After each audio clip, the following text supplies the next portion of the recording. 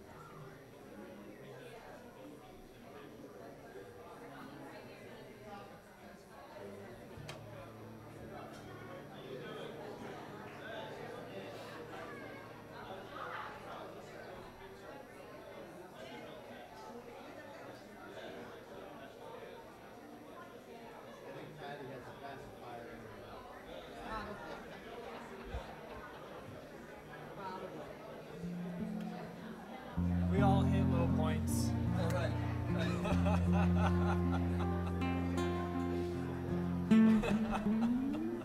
It's been a hard day.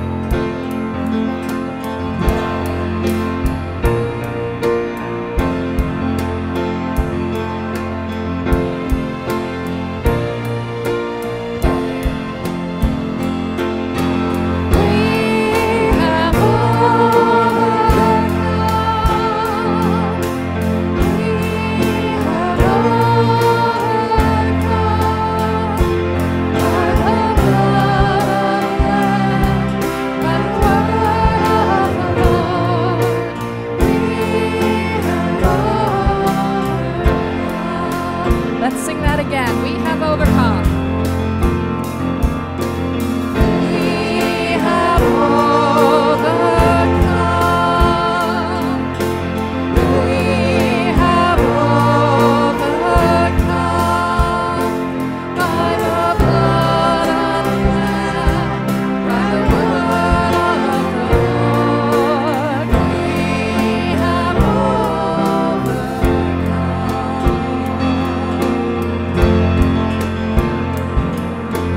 Jesus Christ is King.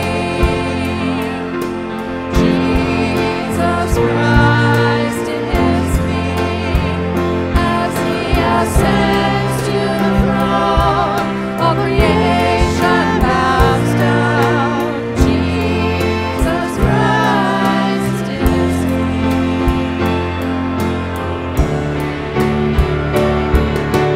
He has overcome. He has overcome. He has overcome.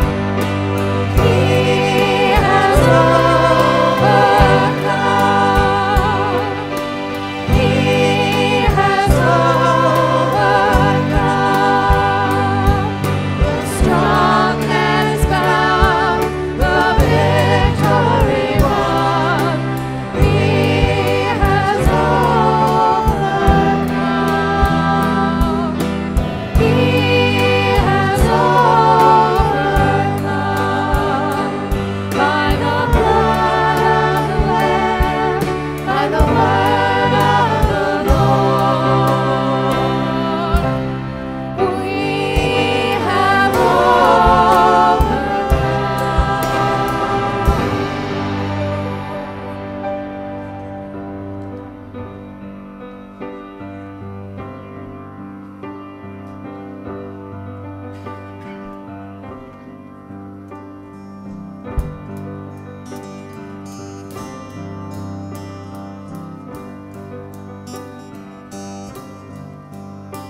Well, I've heard 1,000 stories of what they think you're like, but I've heard the tender whisper of love in the dead of night, and you tell me that you're pleased and that I'm never alone.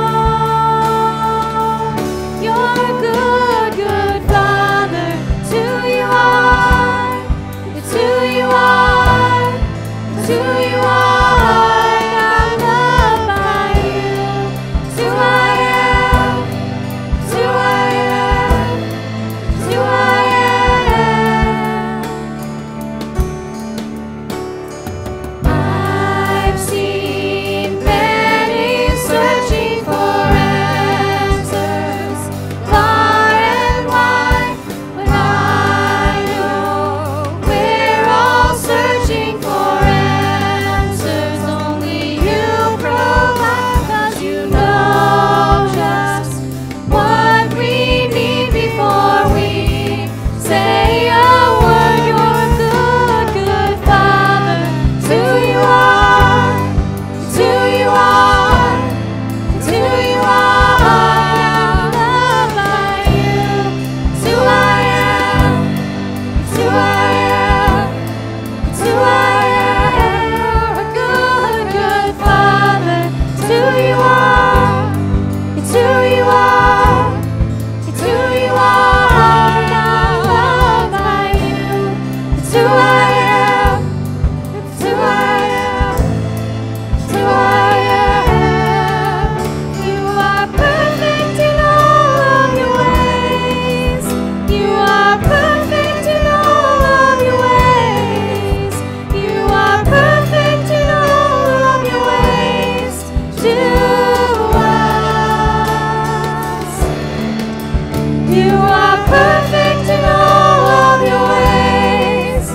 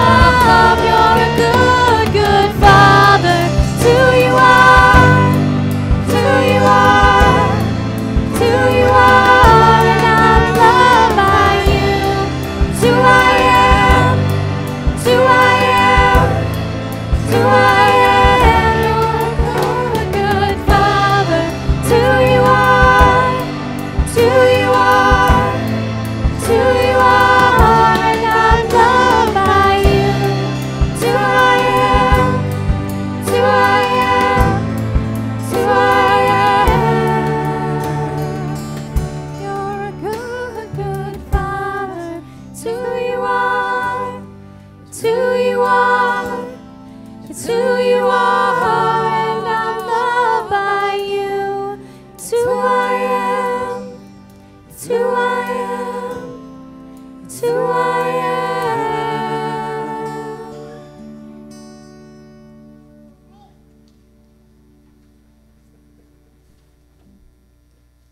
Father, we truly are only in you. We find our identity in you, and we are so blessed that you're here with us this morning to worship with us. Father, may our time here be one where we really reflect on why we're here. Tell us in the Psalms that praise belongs to you and you alone, O God, in Zion. Also tells us in regards to that praise that our vows are due to you as well, our commitments to you.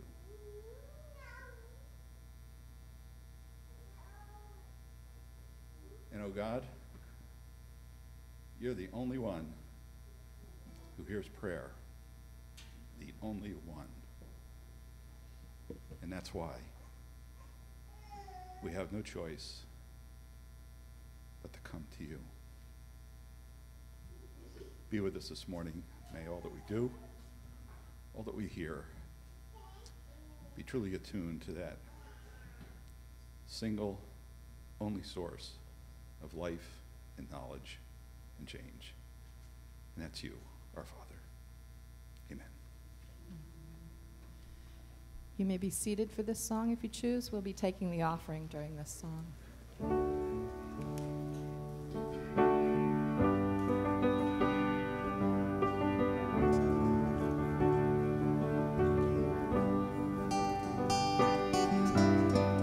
My foes are many, they rise against me, but I will hold my ground.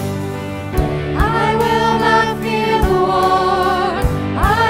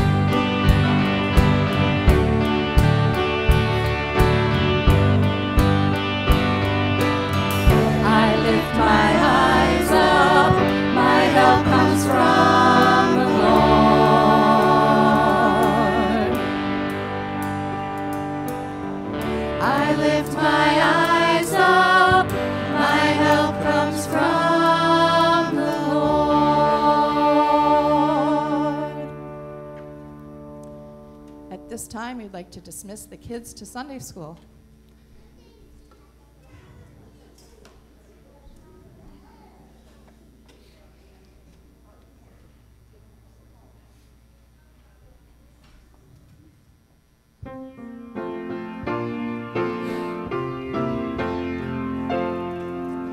My hope is built on nothing less than Jesus' blood and righteousness. I dare not trust the sweetest frame, but wholly lean on Jesus' name. On Christ the solid rock I stand, all other ground is sinking sand, all other ground is sinking sand. When darkness seems to hide its face, I rest on His unchanging grace. In every high and stormy gale, my anchor holds within the veil. On Christ the solid rock I stand, all other ground is sinking sand, all other ground is sinking sand.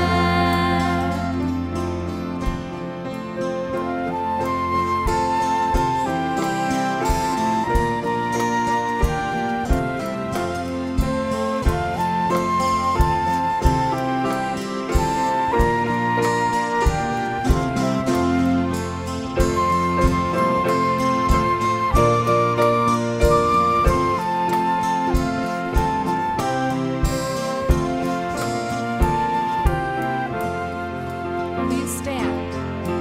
His oath, His covenant, His blood support me in the whelming flood. When all around my soul gives way, He then is all my hope and stay. On Christ the solid rock I stand, all other ground is sinking sand, all other ground is sinking sand. When He shall come with trumpet sound, oh, may I then in Him be found, dressed in His righteousness alone, all blessed to stand before the throne. On Christ the solid rock I stand, all other ground is sinking sand, all other ground is sinking sand. You may be seated, and Peter Blackwell will bring the message this morning.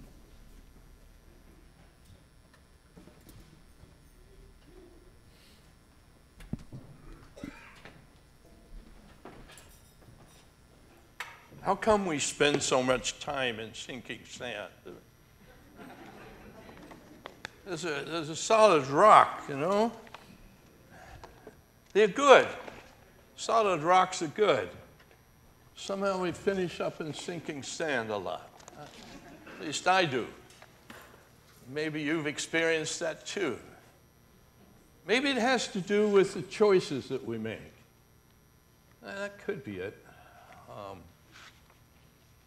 It's something I want to talk about a little bit in terms of the choices. They had a statement up there earlier that my overall topic is choosing wisely. In fact, I'm going to be speaking on an example of choosing unwisely. Maybe we can learn from the mistakes because maybe we're more familiar with choosing unwisely. I'm not going to talk about my unwise choices. That's a catastrophe, and most of it I'd rather forget.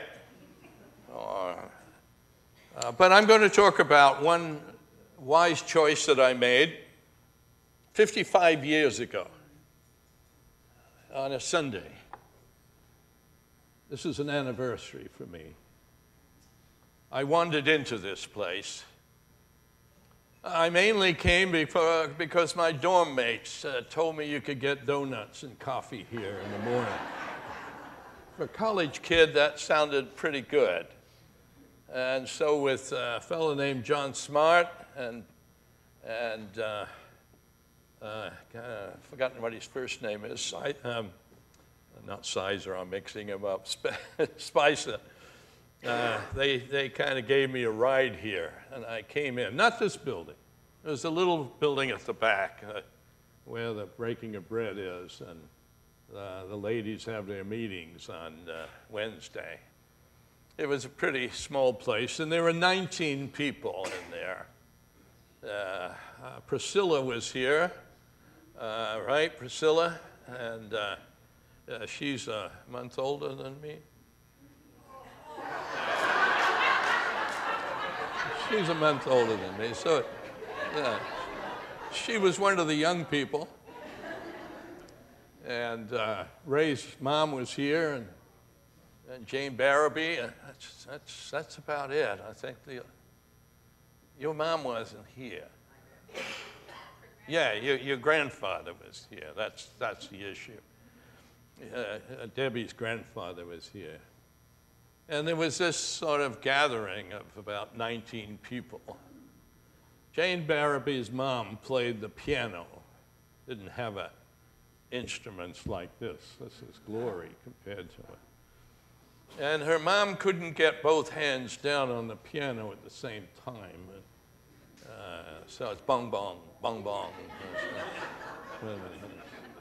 And nobody was chosen to lead the music and organize it like we have with this music team.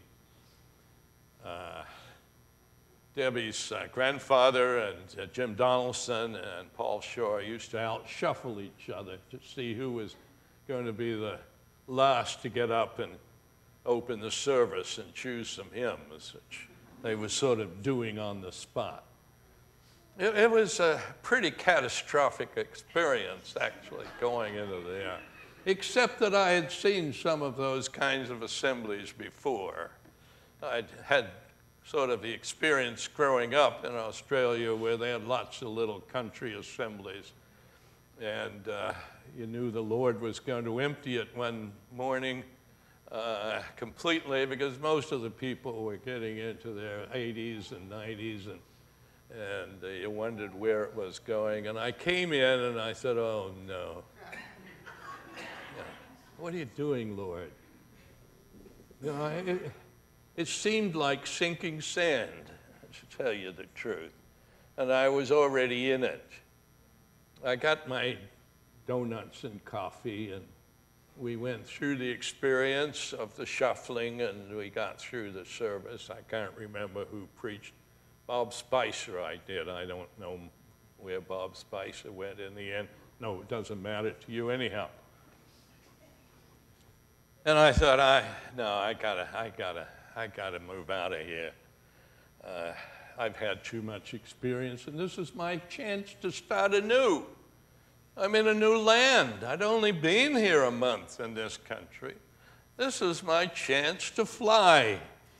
And I'd already been to some pretty amazing kinds of churches in Los Angeles, and I had heard some of the great theologians, and they weren't there that Sunday morning. I don't know where they were, but they weren't there that Sunday. So I decided during the service, I got to move on. Except that Debbie's grandfather, being who he was, grabbed my hand as we left. Whenever he grabbed your hand, you knew you were stuck. He had an incredible grip that you felt for quite a long time. Sort of created tingling and stuff up your arm. And he looked me in the eye as only he could, which was almost looking into the face of God at times. And he said, where are you going, young man? You always said those kinds of things. It kind of pulled you out of the sinking sand and said, what are you going to do with yourself? And I decided to stay. I've been here ever since.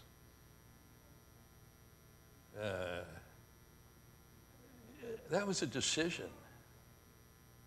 changed my whole life. I wouldn't have met one of you except Priscilla and Ray's mom. Just, it was an amazing choice. And the consequences of being there for the rest of my life. And we've been involved somehow in this journey together. You see, that's what it's all about. We're all on our journeys. And the journeys are made up of the choices we make. Sometimes they're good, and sometimes they're not so good. So I'm not going to speak on the lousy choices, because the best choice I made was to be here. And to be this morning with the people who have been part of that journey and make the journey so worthwhile. Because it's the people of God gathering, as that's what he wants to do with us. It's the dwelling place of the Lord. That's the church. It's the people of God who meet with him, looking forward to the time when there will be that eternal gathering that you're going to finish up with on the journey. It doesn't start that way. It starts with sort of odd collections of people who, in the wisdom and the grace of God, call us together and put us together in remarkable ways, and most of the time we haven't the faintest idea of why it's happening. I kind of look back on it many times over the years and say, you know, it was a remarkable day. It's as clear today as it ever was, mainly negative. Meaning, I don't want to be part of this. I'm tired, you know, and I've got new opportunities. I don't need these elderly, except Priscilla. I got all these elderly people whom the Lord is going to take soon. That means I'm going to be stuck with Priscilla and others who are going to be. Nothing personal, Priscilla, you know that. You know. I don't need this.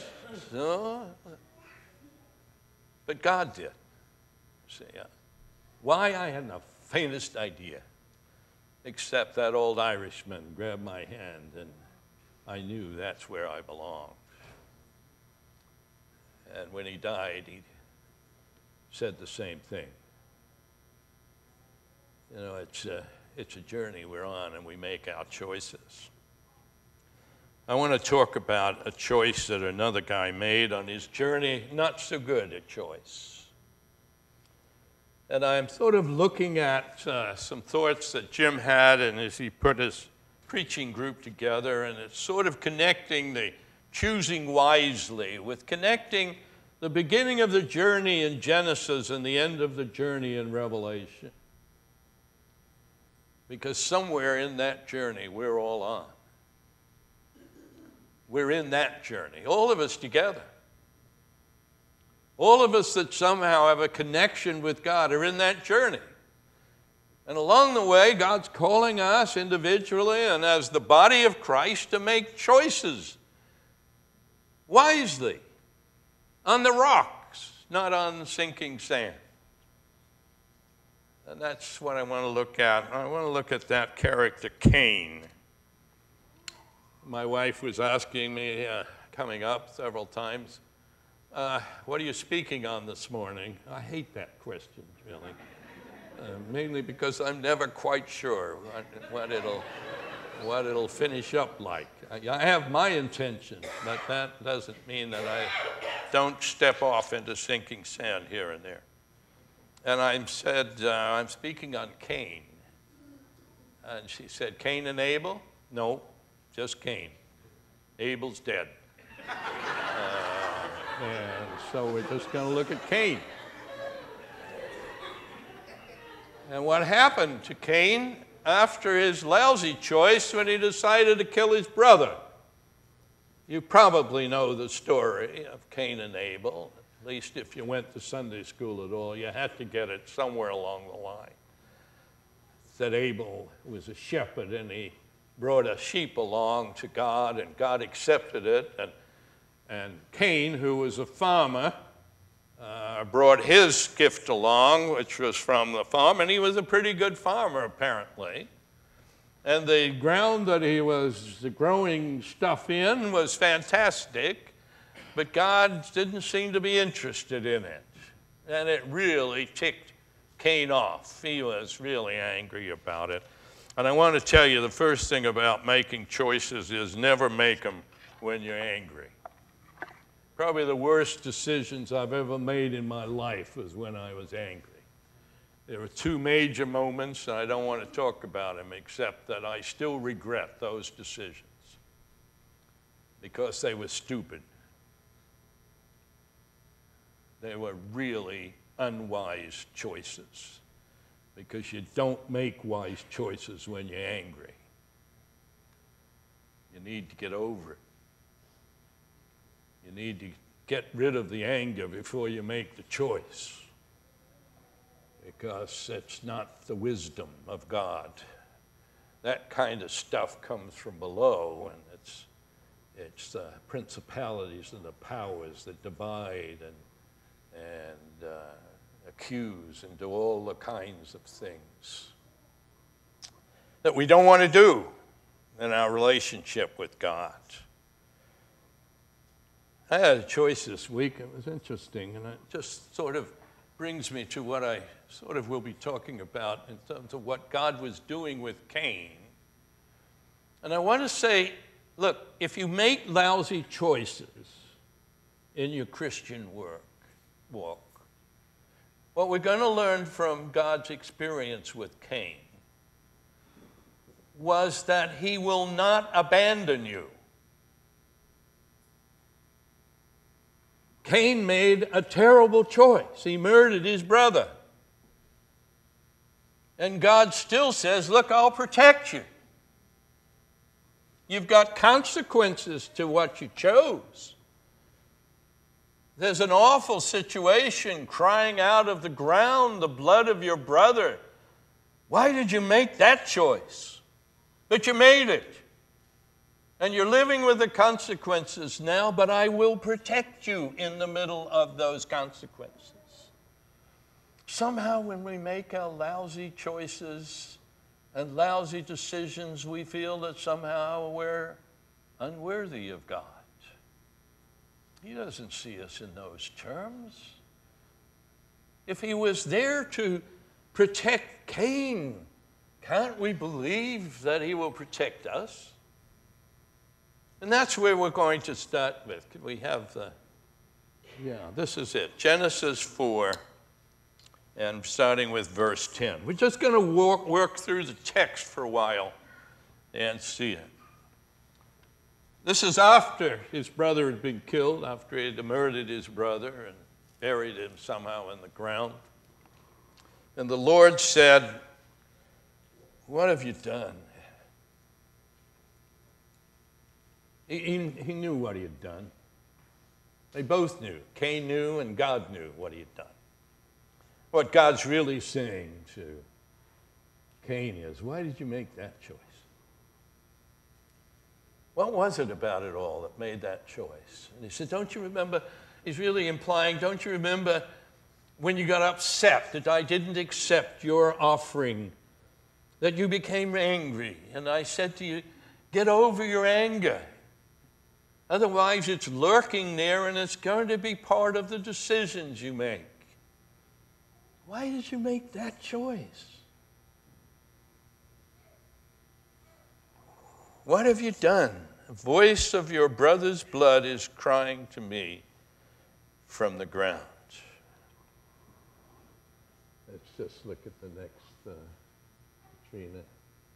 Hopefully a little red thing will come up that said Cain's choice. As all of our choices have consequences, or had consequences in Cain's experience, and they have consequences in our experience. Next one. And those choices affect us and others that determine the future. And I want to suggest to you today, as we work through this text, that you and I, in our journey, are living with the consequences of Cain's decision. That's an impact. He made a decision, thousands of years ago. And you and I are still living with the consequences. Not only did it affect his life, it affected your life and it affected my life. We're living with the choice that Cain made so badly. So let's move on to the next verse where we get the issue of how God is going to give the consequences or deal with the consequences.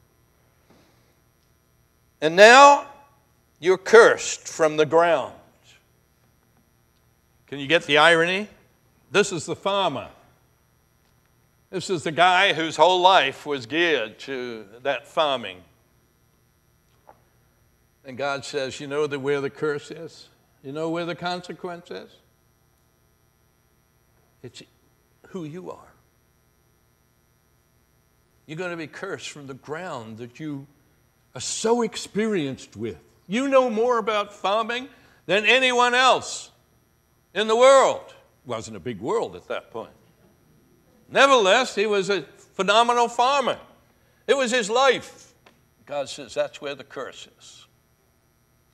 Because that's where you're depending on everything. That's how you've lived. That's why you brought that offering to me. It was not the thing itself, it was why you were bringing it. It was your best. It wasn't my best. I hear 10,000 voices ringing. Anyhow, you're cursed from the ground, which has opened up its mouth to receive your brother's blood from your hand. And when you work the ground, it shall no longer yield to its strength. You shall be a fugitive and a wanderer on the earth. Just say two quick things there. Punishment was to lose his resources. Those resources for Cain just had amazing influence on who he was. His name means acquisition. Cain's name means acquisition, getting things. And he could get it out of the ground. He used the right fertilizer, or he nurtured it properly, and all of the kinds of things. They were his resources in life. He could depend on them until now. All of a sudden, he lost them. That's the struggle. That was his punishment. They were the consequences. And the next one was he was a wanderer. You can't farm when you're a wanderer. Australian Aborigines are nomads. I had a little boy in my class when I had a one-teacher schoolhouse, little Aborigine boy. And about every couple of months, his family would pick up and they would go what we call walkabout. He would disappear for about 2 weeks or 3 weeks. They went hunting kangaroos, and they followed the kangaroos. They were nomads. They weren't used to living in the houses, but the government, in its wisdom, put them in the houses. They couldn't keep him in the houses. They had to go walkabout. He was a wanderer. And then he would come back, and we'd just pick up as if nothing had happened. Cute little boy. And so Cain, this guy that was now sent out really into a desert area, a wanderer. He couldn't establish his farm, and he was the kind of guy that loved the security of his place. Yeah, farmhouses are kind of unique in themselves, aren't they? If you've spent a lot of time in farmhouses, there's just something nice about them, because at the end of a hard day of farming, and when the work is done and the tractor's put away and everything's there, and the farmer comes home, there he settles it, and everything's warm and the fire's going. It's so secure, nice. Cain was going to lose that. There had been Eden, which was so nice to be in, but it wasn't there anymore. Not only had he lost Eden, but he'd lost his farmhouse. He was now going to be wandering through that. So then we see Cain's response. And Cain says to the Lord, "My punishment is too great to bear." I don't know what it says about Cain. He's got to whinge about something, I guess. Anyhow, he says, "Lord, it's too much for me to bear. Behold, you have driven me today away from the ground, and from your face I shall be hidden. I shall be a fugitive and a wanderer on the earth, and whoever finds me will kill me." Oh. He was now in the world of insecurity. Been in those moments at all? Ever felt the insecurity that comes along in life? Your job issue is questionable. I had a few moments like that. Had them here. And when I was here, actually, by then, in this place, Larry Shaw was here at that time. He was another young person, wasn't he, Priscilla? We weren't alone.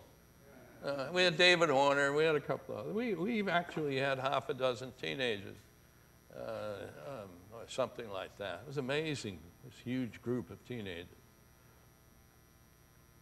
I've forgotten what I was, oh yeah, I know what I was going to say.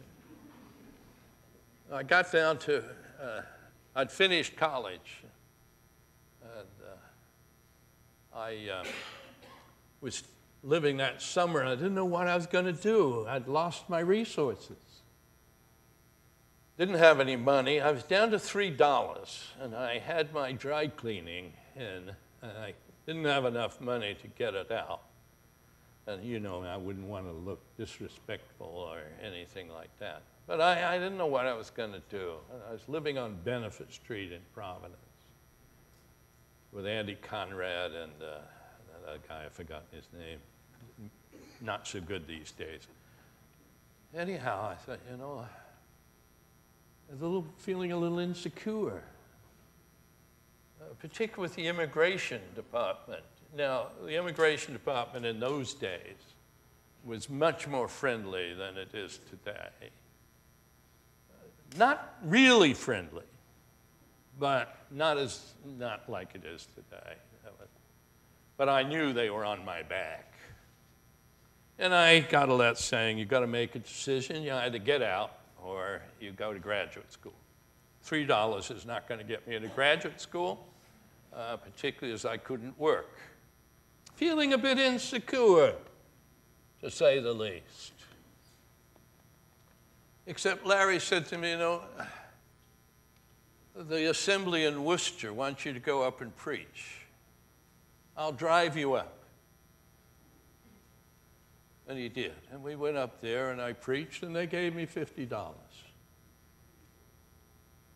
What if I'd never made the decision in the first place to stay here?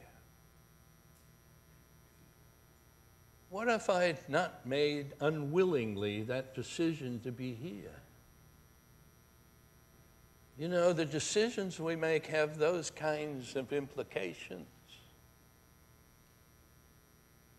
We make a decision and the payoff doesn't come until a long time down the road. That's where you need to be on solid ground. I had no resources. I couldn't work. I couldn't do any of the things that I was good at. God came through. And that's what he says to Cain. Let's look at the next one. Then the Lord said to him, not so.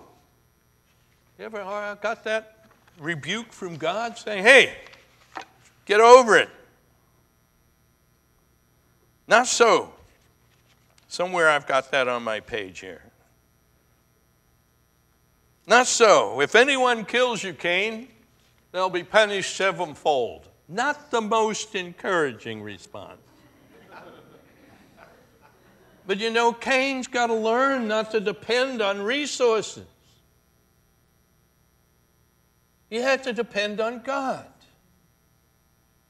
And sometimes what God says to us as we're going along in our journey doesn't necessarily make a lot of sense to us at the time. It's His will.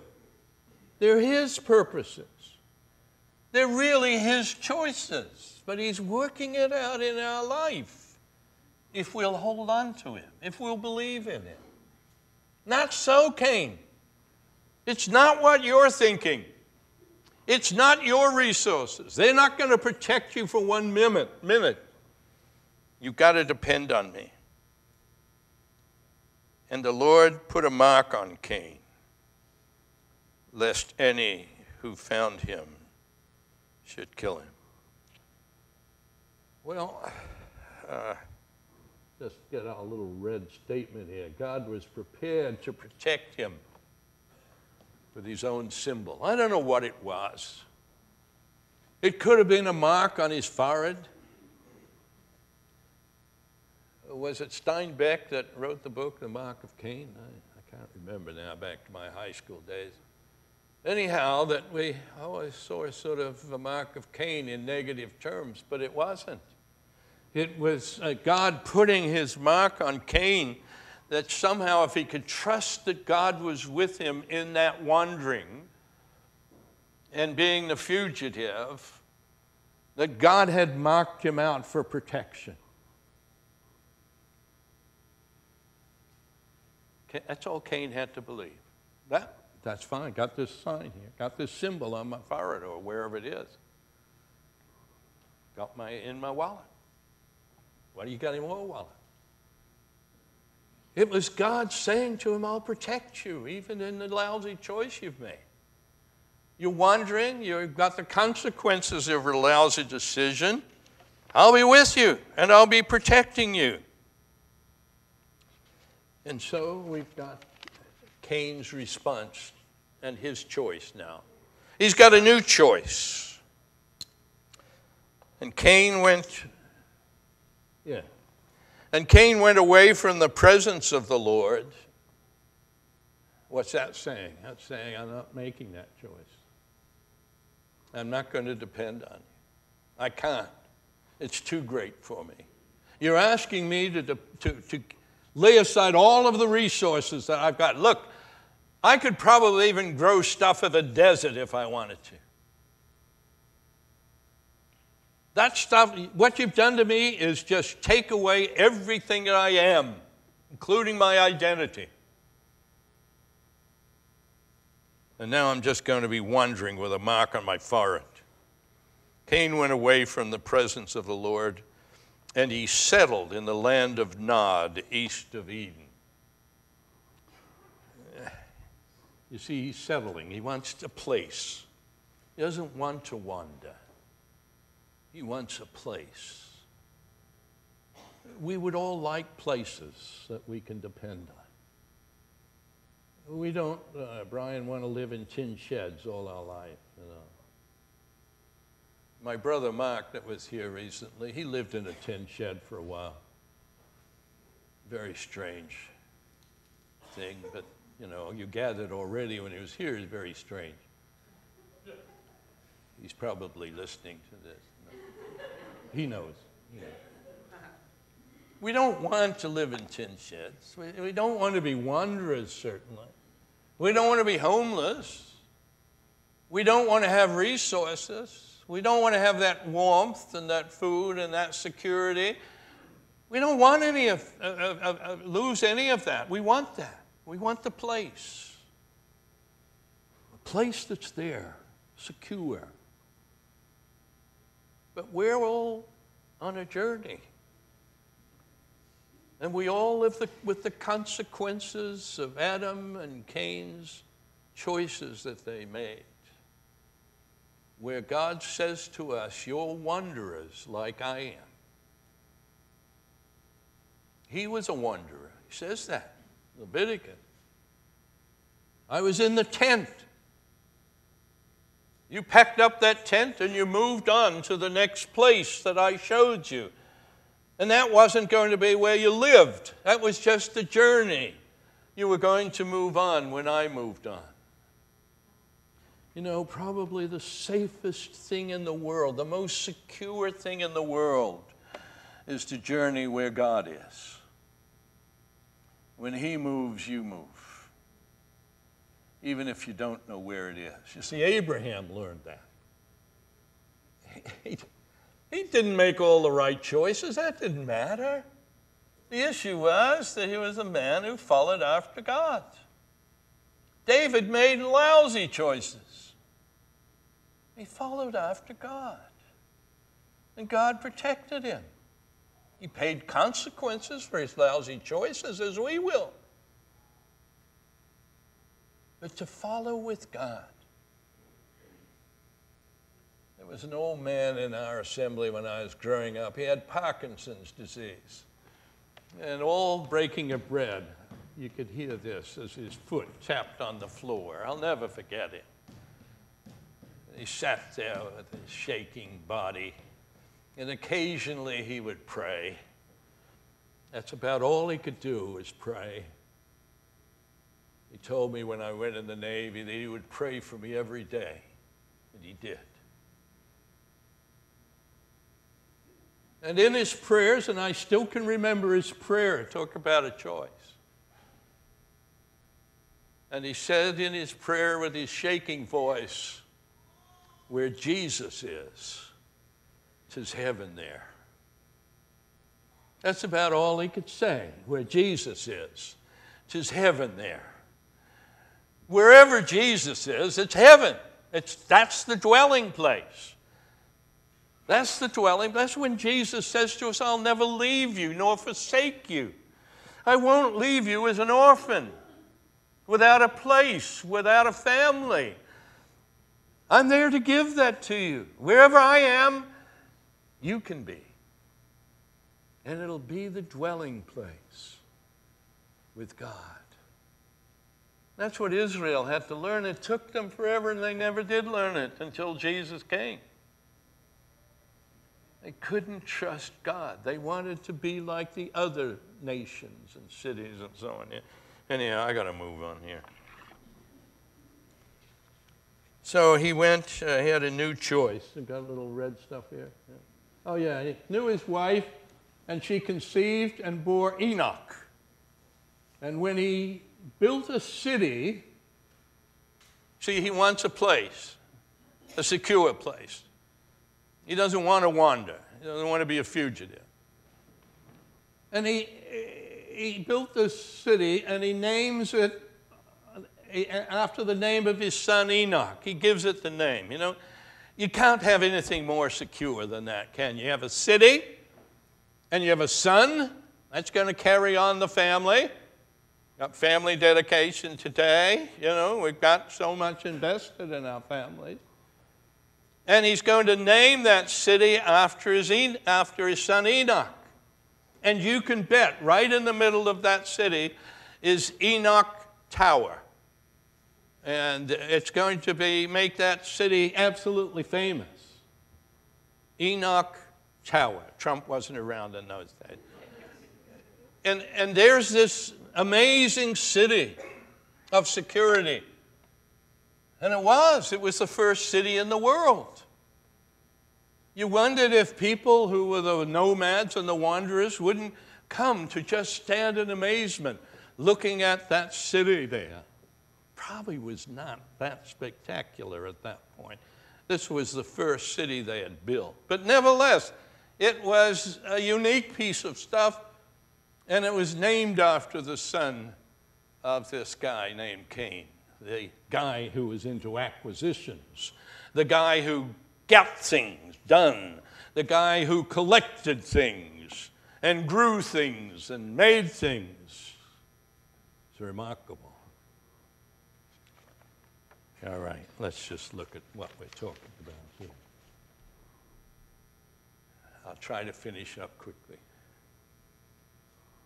Enoch means dedication or initiation, the start of a new world. That's what he was about. Look, If Eden failed, we had to move. I killed my brother, not a great choice. God offered me that I could be a wanderer and he had protected me. No way. I can do it on my own. I've always done it on my own. I can do all kinds of things. He starts it new, and he gets a city, and he names it after his son, and he makes a new creation, a new world. That's where he's at. This is dedication. This is the initiation of something new. Next one. Place with a name. A new thing. Interesting, the Hebrew word is actually. It means city. You know, in Canaanite, it would have been of the Chaldees. So you are. In Hebrew, it's this. It also means a watching angel of vengeance and terror. We're talking about power. You know, when they built Babylon eventually, they had Marduk, the most fierce god that existed in the pantheon, and he was the angel of Babylon. God gives us his angels. He gives us his angels. His servants are there for our city. This next thing is east of Eden. It was east of Eden that he stayed. You know, in the biblical narratives, when you look at them, everybody came from the east, don't you remember? Abraham comes from the east. Magi come from the east. There's all this coming from the east, except Cain. He's stuck in the east. He never did make a journey. You see, he didn't want a journey. He didn't want to be on the journey. So he makes a city and he names it after his son, and he stays there. You know, there's nothing more miserable than not to be on the journey. It's not easy. It's not a great journey in the sense that it's got all kinds of comfort and ease to it. It's sometimes going uphill is tough. But it's a great journey when you look at in the presence of God. When you're on that journey that God's called you on. Come on. It happens all the time. Don't you realize that God is doing things in your life you haven't the faintest idea what he's doing? Last weekend, we were up at my daughter's for the weekend. We were driving home in Canton, Massachusetts, in the middle of the night. Some character in a big pickup truck ran into the back of us. Yeah, I'm lousy at 2 o'clock, 1 o'clock in the morning or midnight. I'm lousy most times, but certainly with somebody running in the back of your car. I don't think I was pretty angry. I just was bummed out. You know, life hasn't been that easy. I took a look at the back of the car, and it's night. There wasn't much light around, which was why he ran into the back of us. And I said, yeah, it looks all right. Forget it. I said to the guy, forget it. I'm going home. That was a choice I made. Not a great choice, probably. I don't know. Somebody said I should have checked his insurance. My son-in-law gives me a lecture on it. That's all I needed to add to the journey. I got enough problems on the journey without my son-in-law giving me all kinds of advice. Because I know my daughter is. She's going to be really ticked off. And so we got home, and I took the car down to the guy that repairs my cars. And next day he says to me, well, the bad news is this. It's far worse than you think it is. And it won't get inspected. And you've got till noon tomorrow to inspect it. Hey, right, we're on this journey. I said, okay.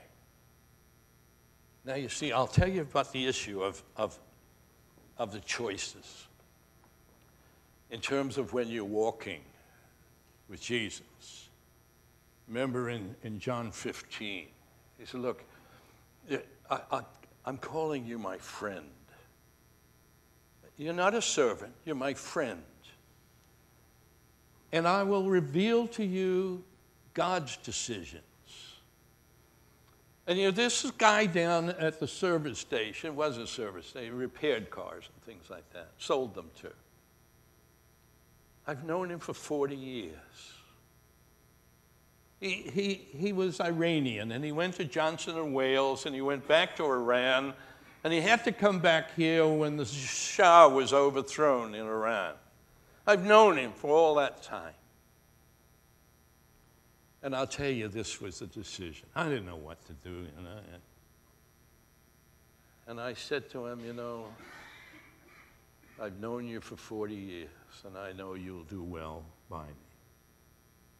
We've been friends for that long. He said, well, I've got a car over here that you may want to take, and I'll give you some money for your old one. Not worth anything. And I walked out of there, a car sitting in the parking lot there. I hugged him and I said,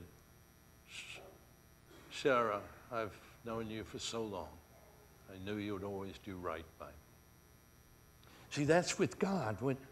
It's not whether you make the right decision or not. It's that you're in a relationship where He's working with us in those decisions. They may not always be, we may not always get it. But it's the relationship that makes the difference. It's not as if there's now a thing that you've got to choose right or wrong. It's got to be this or that's going to fall apart and you're going to be... No, it's the relationship. And God says, even if you mess up, I'm with you. I'm there to protect you. And that's where we are. And He does, I can tell you that. So He makes this city. And that begins the whole history of cities. The next city in the world is built by his son Nimrod. Nimrod builds this. He was a powerful man, incredibly powerful. And those cities after cities now are built, all competing with each other for power, as cities do. You see, the cities are the replacement for God. That's what Cain did. He said, I don't need God, I'll build a city. And so we've got the cities of the world that are the centers of power, which we put in place of God. Washington is the city of politics. It's the replacement for God. New York is the center of Wall Street, the economic power of this world, and it's there as a replacement for God. And you can count city after city.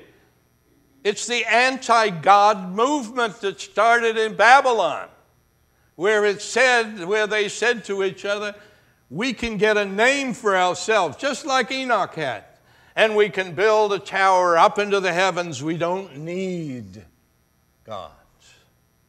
We can do it ourselves. And that was the history of cities. And it became the place of evil. It's where it is. I was going to quote from William Blake, but for the sake of time, I'll move on to a better end of the story. This is the end of the story. Let's go to the next one. We're into Revelation. And in the Revelation, at the end of the book, we have this remarkable, if I can find it on my pages here somewhere.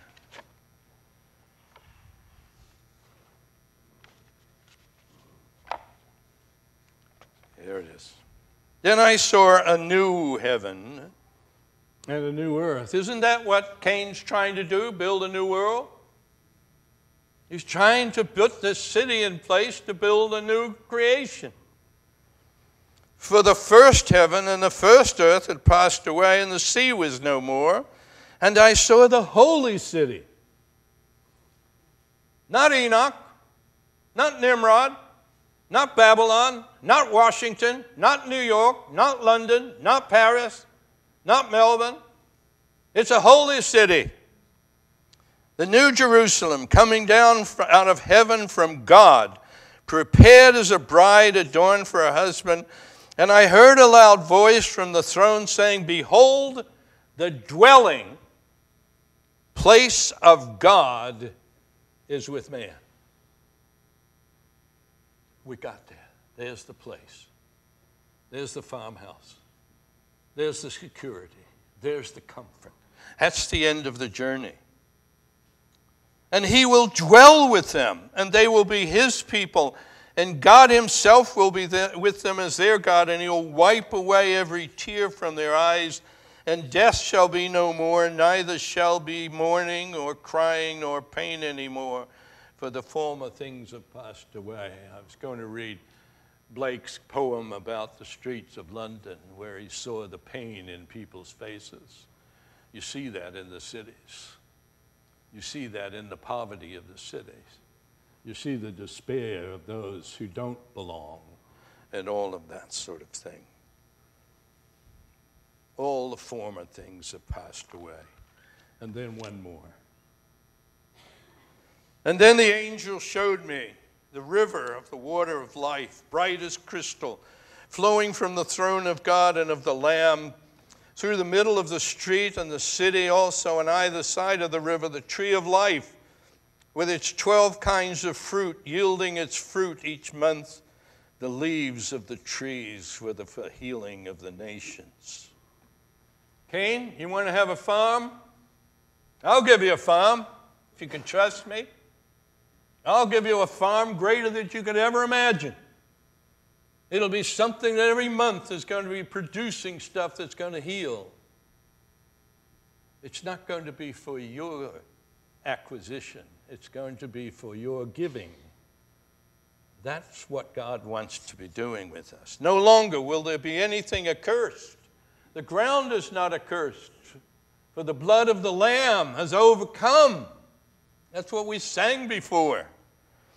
But the throne of God and of the Lamb will be in it, and his servants will worship him. They will see his face, and his mark, his name will be upon their foreheads. Isn't that amazing? Cain got a mark. God was going to protect him with that mark. You and I have a mark. This says the mark is going to be on that city, but you know, if we love him and in relationship with him, we have the mark now. It's the mark of redemption. It's the protection that we have in him. As we go on this journey, we're not alone. His name's on our foreheads, and the night will be no more, and no need of light, nor lamp, or sun. For the Lord God will be their light, and they will reign forever and ever. Amen. That's the journey. Started with Cain. It's the world history of the great cities of this world, which we still admire. Look, I have to admit, I love cities. That's the seduction of it all. I lived in a wonderful city in Melbourne for many years. Nothing, I enjoyed so much. I'd go in and get a coffee in the coffee shop on 10 Collins Street. Magnificent street, just great buildings and so on. I'd be there, and then I'd just wander the streets, look at the buildings. Isn't this marvelous? I loved it. Not going to depend on it. I left it. I came to an amazing city called Providence. What? Now, Providence right now looks pretty good. But when I came here in 1963, the bus pulled up in downtown Providence in the red light district. And I got off the bus, and I'm standing there saying, Lord, I just made a horrible choice. And I've traveled 12,000 miles to a red light district. There's something wrong with this. But I made the right choice. Why have I hadn't the faint? People say to me, why do I come here? I haven't the faintest idea why I came here. I'd love to have some brilliant insights to why I picked up and came over here and settled here. I haven't the faintest idea, but it doesn't matter. I've been with God. Wherever he is, you see, is heaven. And that's where we are. Father, thank you for the horrible story of Cain, which is for us a lesson. We share both the characteristics of Cain and Abel. We make right choices, we make wrong choices. But we know we can depend on your protection and your love and your care for us. In Jesus' name, amen.